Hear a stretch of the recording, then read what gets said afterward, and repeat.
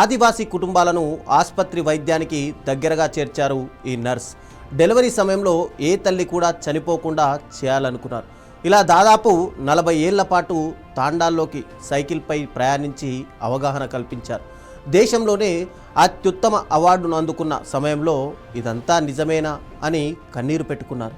పశ్చిమ బెంగాల్లోని బెలకోబా rural hospital నుంచి రిటైర్ అయిన హెల్త్ సూపర్వైజర్ గీతా కర్మార్కర్కు కొన్ని క్షణాలు మాటలు రాలేదు. కారణం నర్సింగ్ వృత్తికి దేశంలోనే అత్యుత్తమమైన నేషనల్ ఫ్లారెన్స్ నైటింగేల్ అవార్డు 2026 వచ్చినట్టు తెలపడమే. ఆమె మొదట్లో ఇదంతా కూడా జోక్ అనుకుంది, కానీ అధికారి ఈ వార్త నిజమని ధృవీకరించారు. అంతర్జాతీయ నర్సుల దినోత్సవం సందర్భంగా రాష్ట్రపతి ద్రౌపది ముర్ము రాష్ట్రపతి భవన్లో అవార్డు అందజేస్తారని చెప్పారు. కాల్ తర్వాత ఈమెయిల్ కూడా వచ్చింది. చాలా సంతోషించి, కానీ ఆ ఆనందం ఎక్కువసేపు నిలవలేదు. మరుసటి రోజు ఆమె తల్లి మరణించారు. 3 వారాల కంటే తక్కువ సమయంలో దుఃఖం, కృతజ్ఞతలతో ఢిల్లీ వెళ్ళి ఆమె ఆశించిన ఈ గౌరవం అందుకున్నారు. మే 12, 2026న రాష్ట్రపతి భవన్లో గీతకు అవార్డు అందించారు. ఆమెకు ఇది అవాస్తవికంగా అనిపించింది. ఈ గౌరవం ఉత్తర పశ్చిమ బెంగాల్లో అత్యంత వెనుకబడిన సమాజాలకు 40 ఏళ్లకు పైగా సేవ చేసిన ఫలితంగా వచ్చింది. గీత 1983లో జాల్పాయిగురిలో నర్సింగ్ శిక్షణ పూర్తి చేసి హెల్త్ డిపార్ట్మెంట్లో చేరారు. మొదటి పోస్టింగు బెలకోబా రూరల్ హాస్పిటల్లో అనుబంధ నర్సుగా. కొద్ది రోజుల్లోనే దంగువాజ్ హార్ టీ గార్డెన్కు బదిలీ అయ్యారు. ఇక్కడ చాలామంది ఆదివాసీలు ఉంటారు. ఆరోగ్య సౌకర్యాలు కూడా చాలా తక్కువగా ఉంటాయి. ఆసుపత్రి సేవల గురించి వాళ్లకు కనీసం అవగాహన కూడా లేదు. సవాళ్ళు తక్షణం ఆమెకు ఎదురయ్యాయని చెప్పాలి. ఆ ప్రాంతంలో హెల్త్ సెంటర్ లేదు. మొదటి 2 సంవత్సరాలు మార్కెట్ వెరాండాలో కూర్చొని టేబుల్తో క్లినిక్ నడిపారు. చాలా ప్రసవాలు ఇంట్లోనే జరిగేవి. టీకాలు తక్కువ, పిల్లల్లో పోషకాహార లోపం సాధారణంగా కనిపించేది. అనారోగ్యాలకు సాంప్రదాయ వైద్యులను ఆశ్రయించేవాళ్ళు.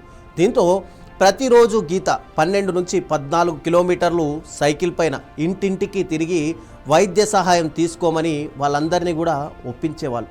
కాలక్రమేణా ప్రజలు ఆమెను పోలియో దీది మా అని పిలువసాగారు. అధికారికంగా టీ గార్డెన్ జనాభా 3000 మంది అని చెప్పేవారు. కానీ గీత ఇంటింటి సర్వే చేసి 5500 మంది ఉన్నట్టు ఆమె కనుక్కున్నారు. ఇంటి ప్రసవాల నుంచి ఆసుపత్రి ప్రసవాల వైపు మార్చడం గీతకి ఇక్కడ పెద్ద సవాల్గా మారింది. స్థానిక ఆరోగ్య కార్యకర్తలతో కలిసి ఆమె సంవత్సరాల పాటు కుటుంబాలను కూడా సందర్శించారు. భవనాలను తొలగించి ఆసుపత్రి ప్రసవాల ప్రయోజనాలను ఆమె వివరించారు. ఇంటి ప్రసవాల్లో ఇన్ఫెక్షన్ ప్రమాదం ఎక్కువని, పాత గుడ్డలు, కత్తిముక్కతో నాభిరేఖ కత్తిరించడం ఎంత ప్రమాదకరమో వారికి భయపెట్టకుండా ఓపిగ్గా వివరించారు. గర్భిణీలతో మాట్లాడి వారి భర్తలు, పెద్దలు, అత్తలను కూడా ఒప్పించారు.